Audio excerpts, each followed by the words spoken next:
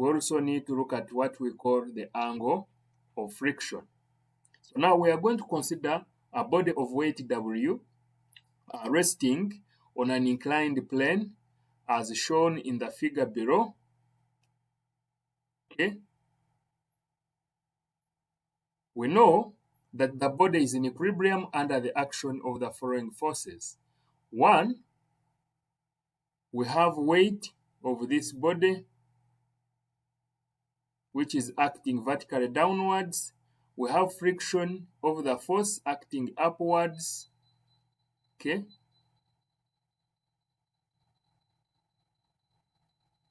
Normal reaction acting at right angles to the plane. Now we are going to look at a scenario where we are going to raise, okay? We are going to place this body on an inclined plane, this box. Then we keep increasing this angle, because it could be at a certain level. We place this body and nothing is happening. The body is not sliding down. Then we keep increasing this angle alpha at a point when this body is just about to slide. When this body is just about to slide, we shall say that body has reached an angle. This is the angle between this inclined plane and the horizontal is called the angle of friction. Okay, so we are saying when it is just about to slide, what happens? Remember, the frictional force always opposes motion. So when this body is just about to slide, the frictional force will act opposite. So this is going to be our F. Okay. Then we are going to have this angle also being alpha. Mathematics, when we go deep to prove, we shall find that this angle also is alpha. But we shall not do that today. But what we know is that this is 90 degrees. And if I resolve this W along, if I resolve it perpendicular to the plane, to the inclined plane, then this is going to be W cos. I said if I move a force through an angle like this, it is going to be W cos alpha.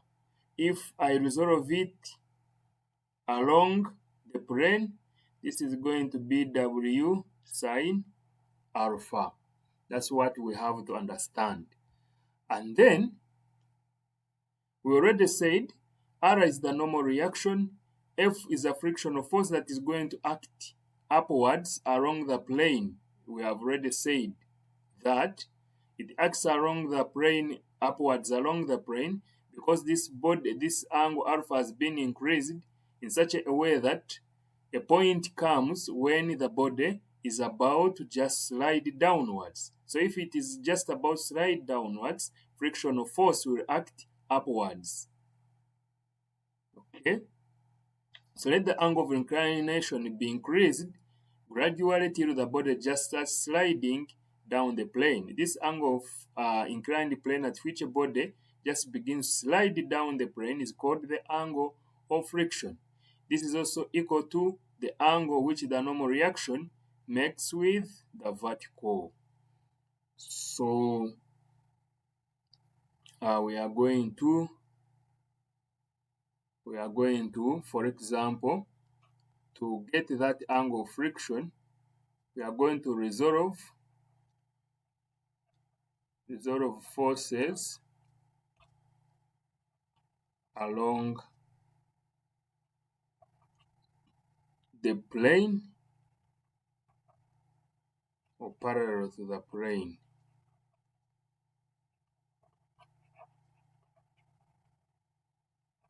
The plane I'm meaning is along here. So if I'm resolving forces along here, then that means this F,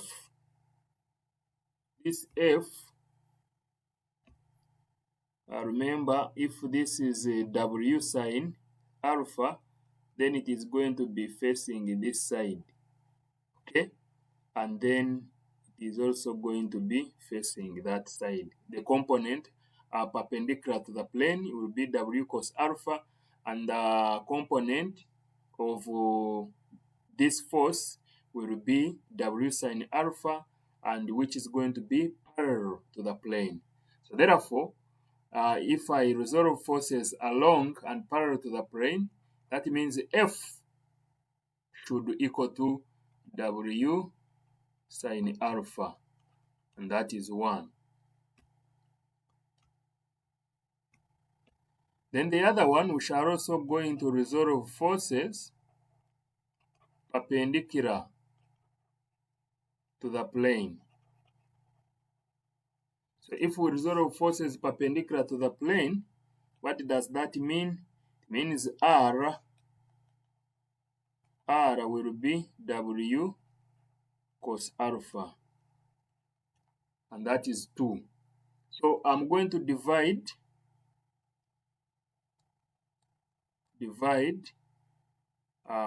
1 by 2. If I divide 1 by 2, I will have F out of R equal to sine alpha, W sine alpha divided by W cos alpha. So what happens? This W goes away.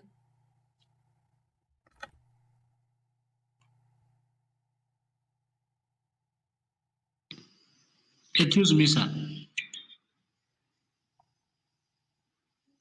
Excuse me, sir. So now if we move on, we will see that this W will go away, and we shall have tan alpha. So if it is tan alpha, and we said at the point of sliding, this alpha is equal to phi, whereby phi is the angle of friction. So we shall say that F out of R is equal to tan phi. And this is equal to nu, because we say the nu is the ratio of the frictional force divided by the normal reaction, or the limiting frictional force. This is called limiting frictional force. Limiting frictional force divided by R is the normal reaction. This is normal reaction. So we are saying this is equal to tan phi and is equal to nu. So our nu, therefore, is equal to tan phi and is equal to F out of R. That's why we say that F is equal to nu R, because this F out of R is equal to nu. You can cross multiply and have this relation. So from today and onwards, you must understand that F, the frictional force, is equal to nu R, whereby nu is the coefficient of friction and R is the normal reaction.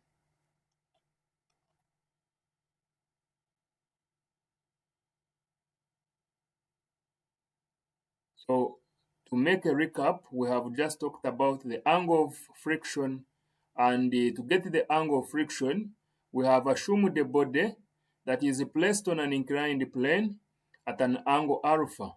Then we have said, let us increase the angle of alpha gradually until this body just starts to slide downwards.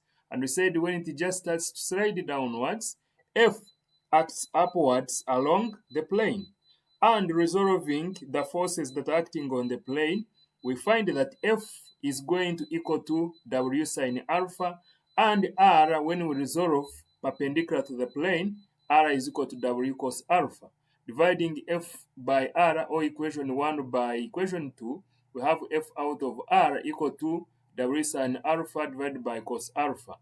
And when the W's go away, we remain with the tan alpha.